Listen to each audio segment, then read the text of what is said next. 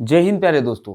CTET में fail नहीं होना चाहते तो ये 10 गलतियां आप कभी मत करना। बहुत ही जरूरी है गलतियां क्यों होती हैं, कौन सी गलतियां हैं और इनको कैसे सुधारा जा सकता है। अगर ये 10 चीजें आप देख लेते हैं जो हमने आगे आपको बहुत ही क्रिएटिव वे में दी हैं तो आई एम श्योर कि परीक्षा से संबंधित बहुत सारी चीजें जो पढ़ने के बाद भी आपसे छूट जाएंगी और कहीं ना कहीं 2 4 10 नंबर से आपका पेपर रुक सकता है, वो चीजें कम से कम यहां पर नहीं होंगी। तो चलिए देखते हैं। पहली जो कॉमन मिस्टेक लोग करते हैं वो बिना क्वेश्चन पढ़े पूरा आंसर पढ़े ही आंसर कर देते हैं। क्यों?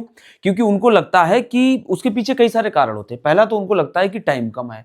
टाइम कम से मतलब ये होता है कि वो समझते हैं लेंथी क्वेश्चन है, जितना जल्दी हो सके उतना जल्दी इनको अटेम्प्ट कर लीजिए। नहीं, 150 क्वेश्चन होते हैं और 150 मिनट्स भी आपको मिलते हैं, तो you have enough time to think about the particular question. आपके पास पर्याप्त समय होता है क्वेश्चन के बारे में सोचने का। पहला ये चीज क्लियर कर लीजिए, क्योंकि हम अपने कम से कम 10 साल से ऊपर के अनुभव से बता रहे हैं, 2011 से हम सीटेट को देख रहे हैं, तो ऐसा कुछ भी नहीं होता। पहली बात। दूसरा, ऑप्शन आर वेरी क्लोज। आपको पता होगा कि जो सीटेट के ऑप्शंस होते हैं बहुत ही क्लोजली रिलेटेड होते हैं क्वेश्चन से।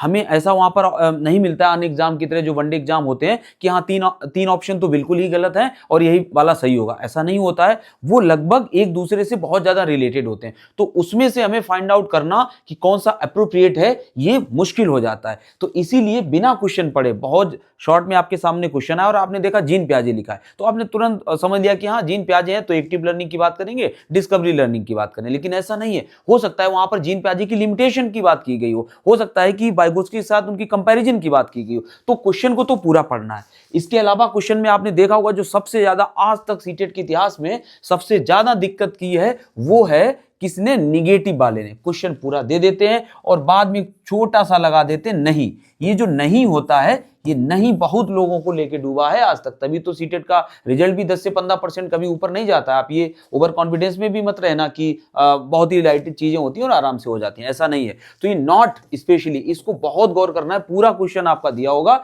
और बस एक कहीं नॉट आ जाएगा वो पूरा खेल बिगाड़ देगा। यानी आपको ऑप्शन में बहुत संभल के फिर देखना पड़ेगा। कभी कभी कहते हैं मोस्ट अप्रोप्रिएट बताइए। अब 4 ऑप्शन में से मोस्ट अप्रोप्रिएट का मतलब आप समझते हैं, 3 भी लगभग सही होंगे, लेकिन आपको मोस्ट अप्रोप्रिएट छांटना है तो कहीं ना कहीं तो पढ़ने की जरूरत पड़ेगी। किसको? क्वेश्चन को हमें समझना भी पड़ेगा उसको। ठीक है, तो ये हो गया। अगला ये अभी हमने बताया कि टॉपिक आपको दिख गया और आपने आंसर टिक कर दिया। ये भी नहीं देखा कि टॉपिक तो दे रहे हैं कि जीन पियाजे है, वाइगोत्स्की है, लेकिन वो वास्तव में पूछना क्या चाह रहे हैं, ऐसा हम लोग नहीं देखते और गलती कर जाते हैं। तो ये गलती आपको नहीं करनी है। टाइम को लेकर ओवर थिंकिंग नहीं करना है। हम लोग पहले से समझ के जाते हैं कि नहीं सीटेट बड़ा पेपर होगा, बहुत लेंदी पेपर होगा, तो जितना जल्दी हो सके उतना जल्दी जल्दी करो। नहीं, जल्दी करने के चक्कर में ही गलतियां होती हैं। इवन अगर आप आराम से करोगे तो बहुत चांसेस होते हैं कि चीजें सही हो जाएं, जल्दबाजी में चीजें गलत होती हैं। तो पहला तो हमारा ये हो गया कि क्वेश्चंस को पूरा पढ़ें तब आंसर करें। ठीक है, आगे क्या होता है? आगे देखिए नेक्स्ट। देखिए, टाइम मैनेजमेंट प्लान ना होना सबसे ज्यादा जो जरूरी होता है, टाइम का मैनेजमेंट होता है। ऐसे कितने हमने पहले भी अपने वीडियोस में बताया है कि कितने ऐसे स्टूडेंट होते हैं जिनका पेपर आराम से आकर के ट्रेन में घर पे लग जाता है, लेकिन कहीं ना कहीं वो एग्जाम हॉल में नहीं कर पाते। क्यों नहीं कर पाते? क्योंकि वो टाइम का मैनेजमेंट नहीं कर पाते। बहुत ही जरूरी हो जाता है टाइम का मैनेजमेंट करना। क्यों? देखिए, पहले ही सेक्शन में फंस जाते हैं। आपने सीडीपी पढ़ रखी है, आपने फला सर से पढ़ी है, फला मैम से पढ़ी है और आपने मैथ किसी से पढ़ी है, फिर आप जाते हैं एग्जाम हॉल में और आपका अपना अंदर का वो जाग जाता है कि हमसे क्यों नहीं होगा। तो आप किसी सेक्शन विशेष में फंस जाते हैं क्योंकि आपने इतने अच्छे से पढ़ा। हमने देखा स्टूडेंट्स को, उन्होंने मैथ इतने अच्छे से पढ़ी, फिर वो जाते हैं कि हमसे सवाल छूट क्यों रहा है। नहीं छूटना है, हम तो इसके पीछे पढ़ के रह जाएंगे। सलाम करो, दुआ करो, निकलो। उसको अगर कोई ऐसी चीज आपको मिल रही है कि जो फंसा रही है, उसको छोड़ो, आगे बढ़ो। तो पहले ही सेक्शन में फंस के नहीं रहना, आगे की सरल चीजें छूट जाती हैं, लास्ट में इजी क्वेश्चन छूट जाते हैं। ऑब्वियसली छूट जाएंगे, जब आप फंस के रह जाएंगे टफ चीजों में तो बात की चीजें छूट जाएंगी। इसलिए हमें करना क्या है? हमें एक पैटर्न अपना अभी से भी बना के चलना। अब तो इतना टाइम नहीं है, तो अभी से पैटर्न क्या बना के चलना, जो आपने जिस पैटर्न में पेपर या मॉडल पेपर या पीवाईक्यूज को सॉल्व किया हो, कोशिश करो कि पेपर को भी उसी पैटर्न में अटेंड करो। अगर आप सीडीपी यहां पहले करते आए हैं, मैथ्स या लैंग्वेज में जो पहले करते आए हैं, उसी तरह से आप चीजें पेपर में भी अटेम्प्ट करो। आपको एक कॉन्फिडेंस मिलेगा और एक होता है ना, जिस रास्ते से आप जाते हैं वो बहुत दिनों के बाद रास्ता कैसी लगने लगती है? छोटी लगने लगती है। पहली बार जाते हैं तो लंबी लगती है। इसी तरह से अगर आप सेम पैटर्न फॉलो करेंगे तो चीजें बहुत ही आसान लगेंगी। अगला है हार्ड क्वेश्चन मार्क करो, मूव ऑन करो, सलाम करो। अगर ऐसा क्वेश्चन, देखिए आप भी जानते होंगे 150 क्वेश्चन में 150 करना बहुत ही इम्पॉसिबल चीज है एक तरह से। तो कहने का मतलब है कि कुछ ना कुछ तो ऐसी चीजें वहां पर डाली गई होंगी जो आपको फंसाने के लिए होंगी। इसलिए अगर हार्ड क्वेश्चन आपको दिख रहा है तो उसको आप मूव ऑन कर दीजिए, वहां पर आप इंसर्कल करके आगे बढ़ जाइए, छोड़ दीजिए उसको, ठीक है। तो इससे आपका क्या होगा, टाइम बचेगा और आप फंस के नहीं रह जाओगे, लोग कर रहे हैं और आप टाइम लूप में फंसे हुए हैं, तो ये चीजें नहीं होगी, ठीक है। तो ध्यान रखना है कि टाइम मैनेजमेंट करके चलना है, ठीक है। नेक्स्ट देखिए, over thinking and changing correct answer. बहुत बार ऐसा होता है जब हम क्वेश्चन को पढ़ते हैं, लेंथी क्वेश्चन होता है एक तो, और पढ़ते हैं इसके बाद क्या करते हैं हम लोग सोचते हैं नहीं ये वाला, पहली बार आपके दिमाग में आ गया कि बी ऑप्शन इसका सही है, बट फिर आप अपना एक्स्ट्रा दिमाग लगाने लगते हैं, इसी को कहते हैं ओवर थिंकिंग। तब आप अपना एक्स्ट्रा दिमाग लगाने लगते हैं और फिर उसकी वजह से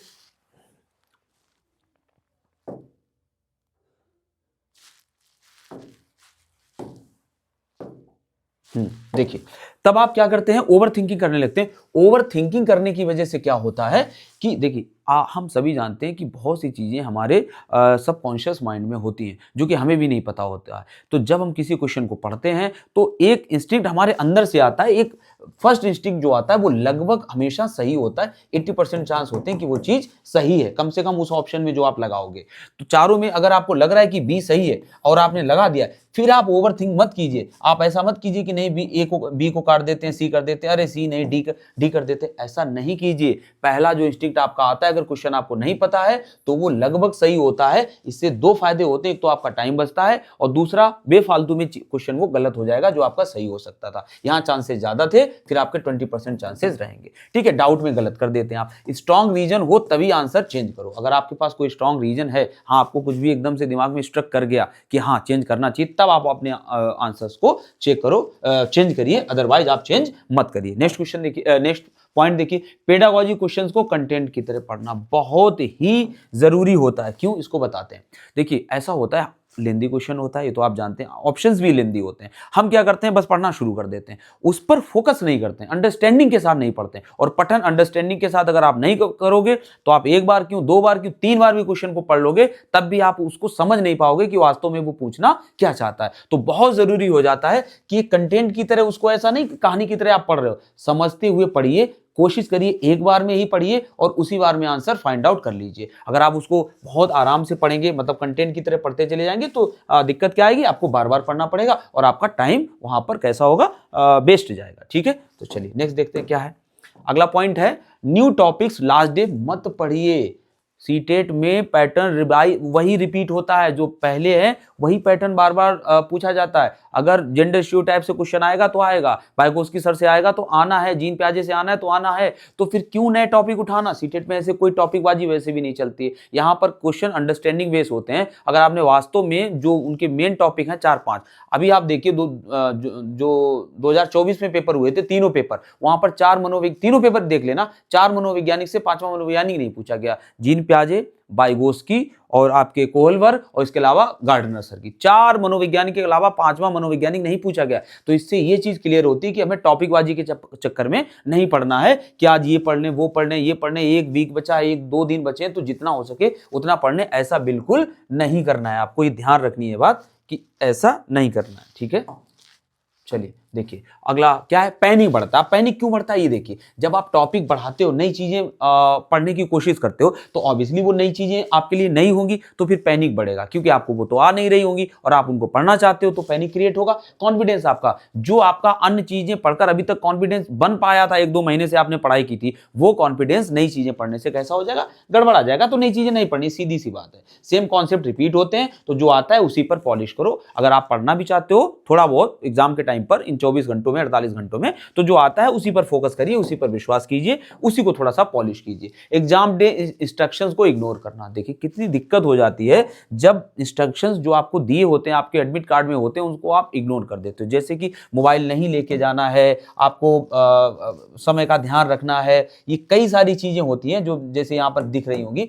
तो अगर आप लेकर जाओगे तो आप अपने लिए समस्या क्रिएट कर रहे हो भाई। इनको लेकर जाओगे तो बेवजह ही आपको तंग किया जाएगा, वहां पर आपको डिस्टर्ब किया जाएगा, जाएगा, आपका टाइम वेस्ट होगा। तो इन सब चीजों में जो इंस्ट्रक्शन हो उनको बहुत ध्यान से पढ़िए। एडमिट कार्ड पे जो इंस्ट्रक्शंस लिखे हुए हो या फिर वहां पर जो आपको बताया जाए उनको ध्यान से सुनिए और उनको फॉलो कीजिए, एज इट इज फॉलो कीजिए। उससे वास्तव में टाइम, वो चीजें बनाई जाती है तो कुछ सोच के बनाई जाती है ना पॉलिसीज को, तो वो चीजें आपके टाइम को मैनेज करती हैं कि हाँ ओएमआर कब खोलनी है और हमें कब ओबल भरना है, तो ये सब चीजें ध्यान में रखनी होती है। ठीक है, बाकी ओएमआर फिलिंग मिस्टेक, देखिए ये क्या होता है, लोग कहते हैं कि नहीं, बच्चे कहते हैं नहीं हम 150 क्वेश्चन कर लेंगे तब बैठ के ओएमआर फिल करेंगे। अरे क्यों भैया, 150 क्वेश्चन करते करते ही घंटी बज गई, बेल बज गई, तो फिर क्या करोगे, तब फिर पूरे के पूरे चले गए। इसलिए कभी ऐसा मत करना, पोर्शन वाइज सेक्शन वाइज आपने 30 कर लिए ओएमआर फिल करो, फिर अगले 30 कर लिए ओएमआर फिल करो। यहां पर जो 2-3 छूट रहे हैं इनको आप बात के लिए छोड़ दो। वो कौन वाले क्वेश्चन थे जो टफ आपने कंसीडर किए थे, जो आपको बिल्कुल नहीं पता थे, वही आप मात्र छोड़ते हुए आ रहे हो। और छोड़ना भी बहुत सारे नहीं है,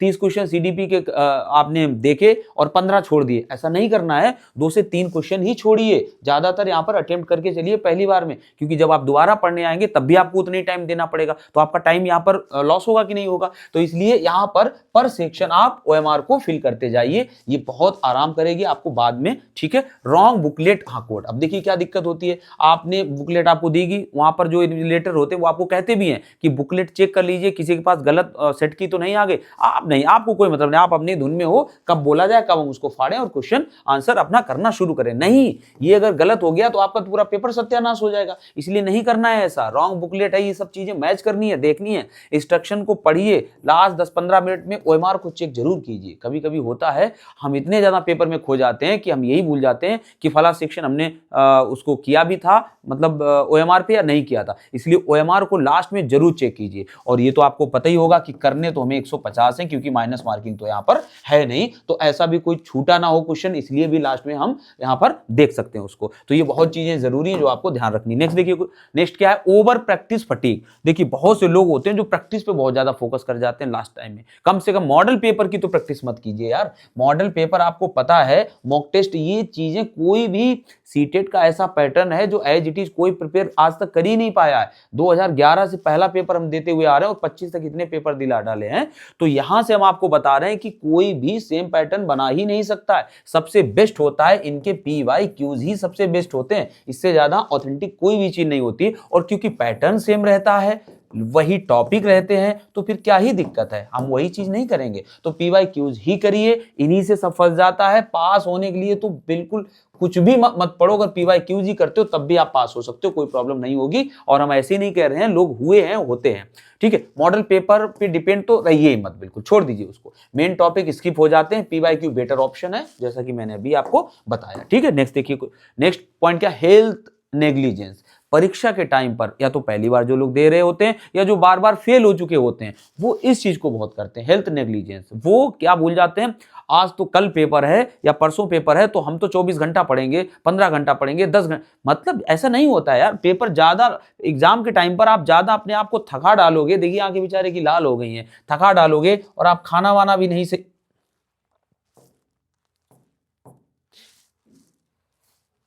देखिए, और सबसे बड़ी बात है, सो भी नहीं रहे हो और सही से खा भी नहीं रहे हो, है ना, सब फास्ट फूड खाए जा रहे हो। तो कहीं ना कहीं ये चीजें आपको एग्जाम हॉल में बहुत ज्यादा दिक्कत क्रिएट करने वाली हैं। ऐसा मेरे साथ हो चुका है।